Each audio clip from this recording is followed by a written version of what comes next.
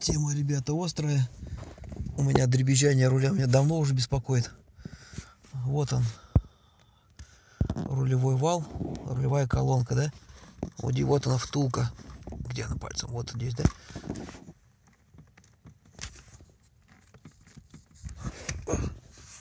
Слыхать?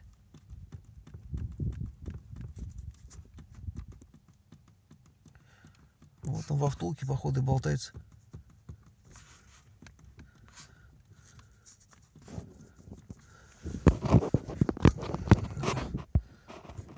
Резкость.